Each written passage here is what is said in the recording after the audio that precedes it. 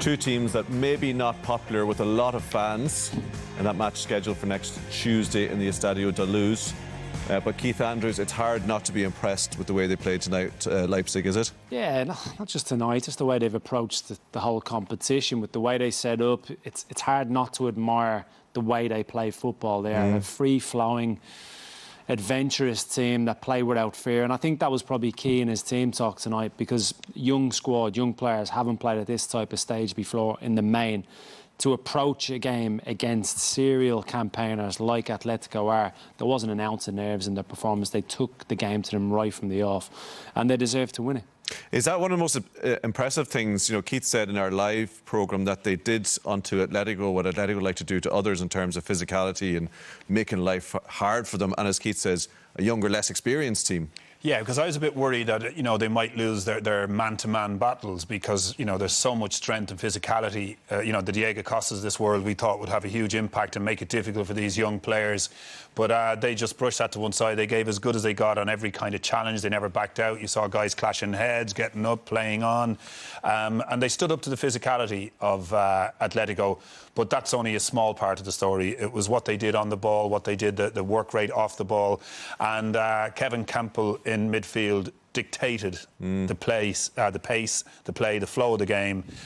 Quick whipping balls out, quick switches over to the other side of the pitch really quickly. There was nothing laboured at all about Leipzig's approach, and that was what really got for me. This is a manager, 33 years of age, bringing spirit and adventure out to play in a quarter-final of the Champions League, and I admire that. That was the key in terms of the tempo of your play against a team like Atletico Madrid, with the way they set up. When the team news came in, we thought they might go with a 4 at the back, Leipzig, and play with natural wingers. They didn't do that. They pushed their wing-backs that high and wide that caused problems. But it was how quickly they moved the ball. And it wasn't just to wide areas. It was through them at times, because they were that good. Let's have a look at the first goal then. And the question we asked before the game was, how will Leipzig go about breaking down this famous Atletico defence?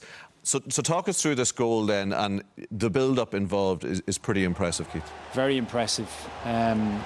Composure on it. Angles all over the pitch, knowing exactly what they're doing, but playing with a real confidence.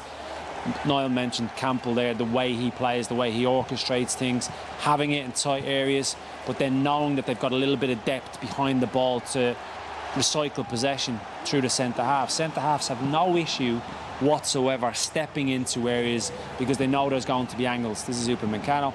Look at him, no problem. Where's the pass? Not on, trying to dissect Atletico's midfield. Have to go side to side. They're drawing Atletico players out of position, and then they're just trying to find the right time to go into areas where it really hurts them.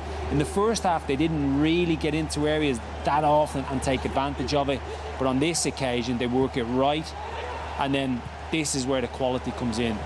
That is such a delicate cross, and don't underestimate the header. It's a good header. So is all that passing around the object of that to get Sabitzer, who puts the cross in, into that bit of space? It was wonderful patience. All 10 outfield players got a touch of the ball in that half of the pitch in the build-up to that. A really unique goal.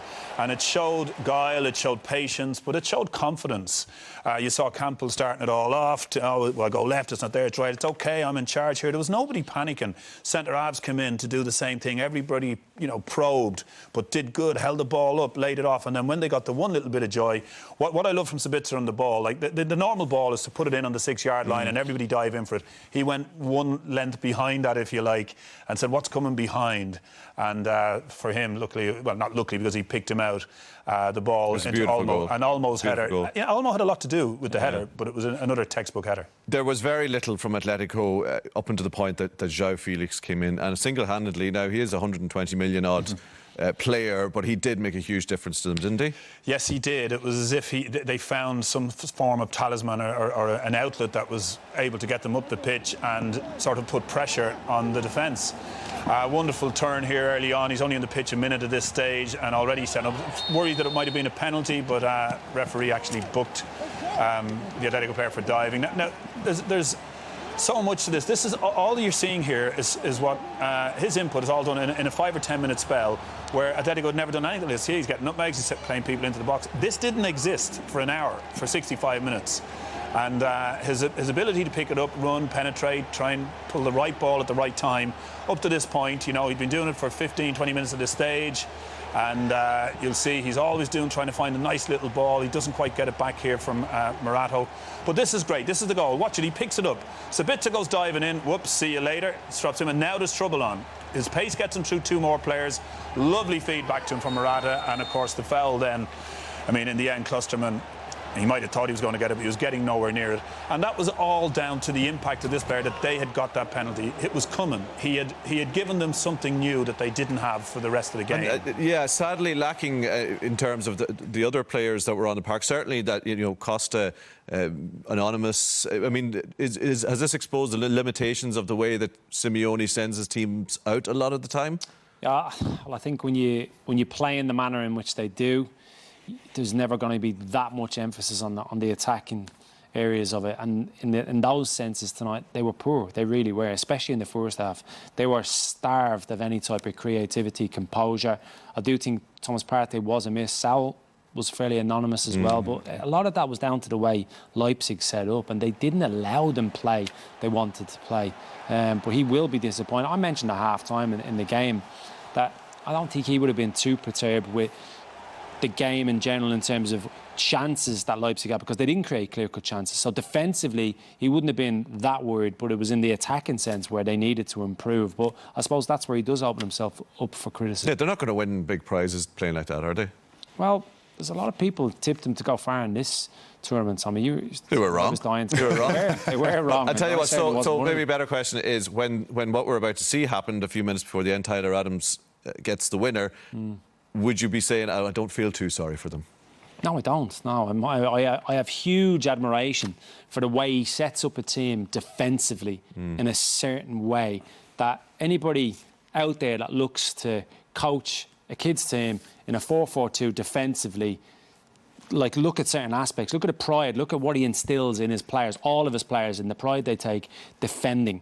But in terms of an open type of game where you want to dictate the game, have spells of possession, play with freedom, you know, give players the license to go and play and express themselves, this isn't the system at all. It really isn't. There's the ball of the game, by the way. Fantastic play out to the side completely. Sabitzer again, who made the goal earlier. I mean, it's just wonderful to have the vision to dissect it through. Trippier can't get back. Wonderful ball across. And, well, I think it's going well wide myself as the shot comes in from Tyler Adams. Great pullback. Doesn't do the obvious one across the goal.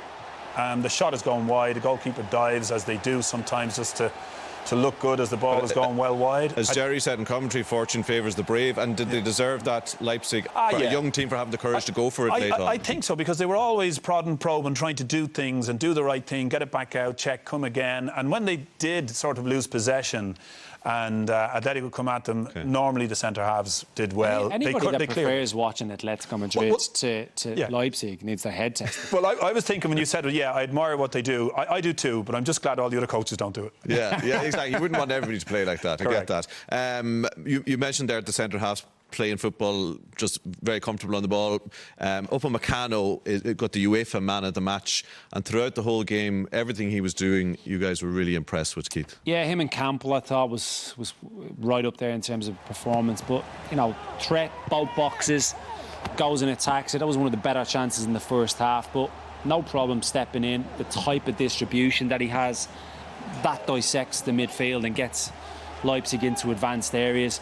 He was playing so advanced, no problem whatsoever stepping in, speculative type of effort. Just signed his new deal. I'm sure there's a lot of clubs, top clubs around Europe would have been watching him because he's got so many attributes you need in a modern centre-half. At times now, this is a good accolade. At times, he reminded me of Virgil van Dijk tonight, the influence he was having on the game, because he was coming in playing as a midfielder at times, spreading the ball out, you know, the diagonal passes, and not afraid to be on the ball and want to help, but defended like a proper defender, won everything, won his tackles. You'll be hearing about him. He's the one they're all going to be talking about, isn't it? Transfer-wise. Final question then: Leipzig and PSG. Who will cause them more problems? Will Leipzig be the team that PSG want to play, or? I think they knew either way it was going to be a very difficult game.